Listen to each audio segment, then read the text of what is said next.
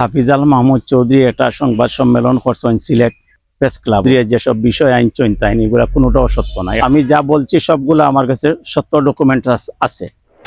আমি মোহাম্মদ শরীফউদ্দিন, বাড়ি দক্ষিণ বাগা, গোলাপগঞ্জ। আমি Lakeview garden city agro resort limited আমি ম্যানেজিং ডাইরেক্টর এবং আমি উদ্যোক্তা। ইটালিয়ান সিটিজেন, বর্তমানে ইংল্যান্ডে স্থায়ীভাবে বসবাস করি আর দেশ উদ্যোক্তা হিসাবে প্রজেক্ট খাড়া করছি। গত কয়েকদিন আগে সংবাদ সম্মেলন প্রেস ক্লাবে, গোলাপগঞ্জ প্রেস ক্লাবে সংবাদ সম্মেলনের মাধ্যমে দেশবাসীরা জানাইছি আমার উপরে যে হয়রানিমূলক যে মামলা ওর এবং কাজে বাধা দেওয়া ওর এবং আমি ডেভেলপ কাজ আগে যেতাম পারাম না, ওগুর ধারাবাহিকতায় আজকে স্মারকলিপি আমি ইউনো মহোদয়ের কাছে দিছি। আর আমি যে সংবাদ সম্মেলন করছিলাম এর 2 দিন পরে হাফিজাল মাহমুদ চৌধুরী একটা সংবাদ সম্মেলন করছেন সিলেট প্রেস ক্লাবও। এতে যে কথাবার্তাগুলো তাই হয়েছেন একটা আমার সংবাদ সম্মেলনের লগে বা আমার লগে রিলেটিভ নাই, সম্পূর্ণ তাই মিথ্যা কথা হয়েছে। এবং জনাব হাফিজাল মাহমুদ চৌধুরী যেসব বিষয় আইনচৈন তাই এগুলা কোনোটাও সত্য নাই, একটাও সত্য নাই। তাই আম্বিয়া কুরাশির এক বিষয় আইনচৈন, এর লগে আমার কোনো সংক্ষিপ্ততা নাই। এরপরে তাই আইনচৈন যে 10 কেয়ার জায়গা আমি কিনছি, তাও ঠাটা মিথ্যা কথা। আমি কোনো জায়গা কিনছি না, আম্বিয়া কুরাশির কোনো উত্তরাধিকারী কোনো জায়গা কিনছি না। পরবর্তীতে তাই আরেকটা বিষয় আইনচৈন, তার লগে জায়গার বায়না হয়েছিল 2,44,00,000 টাকার। আমি তানে 45 লাখ টাকা দিছিলাম আর বাকি টাকা দিতাম পারছি না করি। তাই যে বক্তব্যগুলো আইনচৈনিগুলো সম্পূর্ণ মিথ্যা। আমি তানু ফেলে মামলা করছিলাম, তাই টাকা নিয়ে আমার কাছে জায়গা সমজাইয়া দিরা না, এর লাগি কোর্টও মামলা করছিলাম। পরে কোর্টও চুলেন আমার মাধ্যমে তাই একটা সমাধান করছেন তান আত্মীয় স্বজন নিয়ে। এরপরেও তাই যেসব কথাবার্তা কইছেন বিভিন্ন বিষয়ের উপরে একটাও সত্য নাই। তাই কইছেন যে আমি আমারে যে মামলা আমি যে একটা কইছিলাম যে আমার লন্ডন অবস্থানকালীন সময়ে তাই মামলা দেখাইছেন যে মামলা হয়েছে।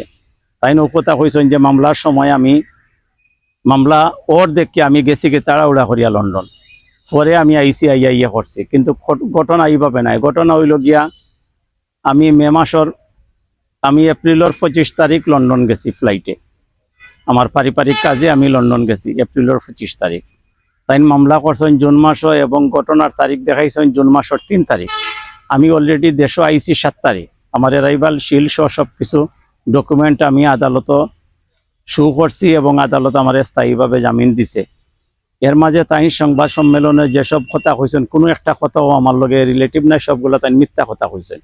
তাই কইছেন আনিকা ফারজানা চৌধুরীর কাছ থেকে আমি 76 ডিসিমেল জায়গা কিনছি মাত্র, তার কথা মিথ্যা কথা। এখানে আনিকা ফারজানা চৌধুরীর যা সম্পত্তি আছে 12 কোট মৌজায় এবং দারাবন মৌজায়, সম্পূর্ণ জায়গার আমার কাছে পাওয়ার অফ অ্যাটর্নির মাধ্যমে আমি ডেভেলপ করলাম। এবং আনিকা ফারজানা ছাড়াও হাফিজাল মাহমুদর আপন চাচাতো ভাই, তাদের কাছ থেকেও অনেকগুলা জমি আমি কিনছি।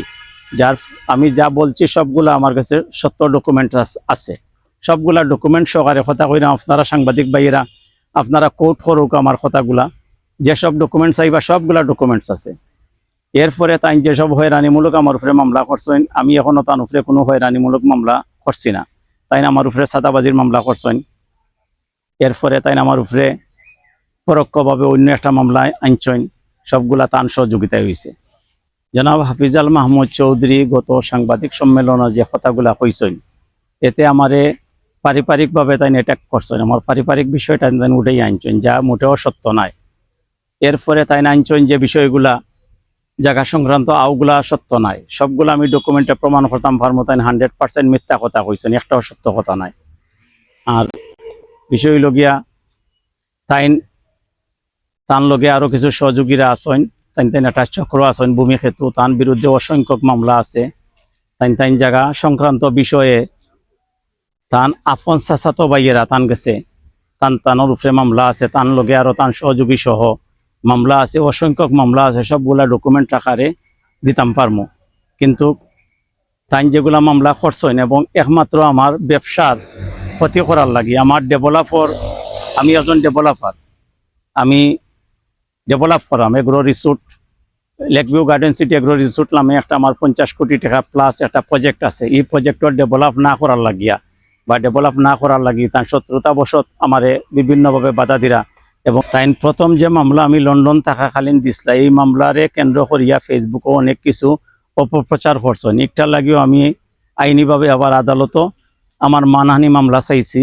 আর এখনও তাইন আমার মান সম্মান নষ্ট করা, ফেসবুকও বিভিন্ন গ্রুপও অসাধু কিছু মানুষরে দিয়া লেখালেখি করা আমার বিরুদ্ধে, আমি আউগুলো আইন মতো ব্যবস্থা নিলাম।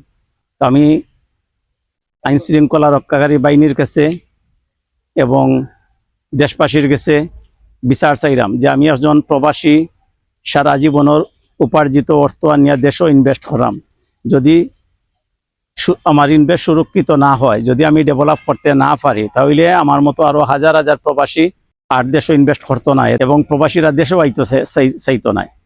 আমি 86 থেকে প্রবাসী আছি, 2008 সাল থেকে ইয়া দেশও ডেভেলপের কাজ শুরু করছি, যাতে কর্মসংস্থান ব্যবস্থা হয়। বর্তমান যে যুবক সমাজ আছে যেভাবে জুয়ায় এবং মাদকে আসক্ত, এদেরকে ফিরাইতে হইলে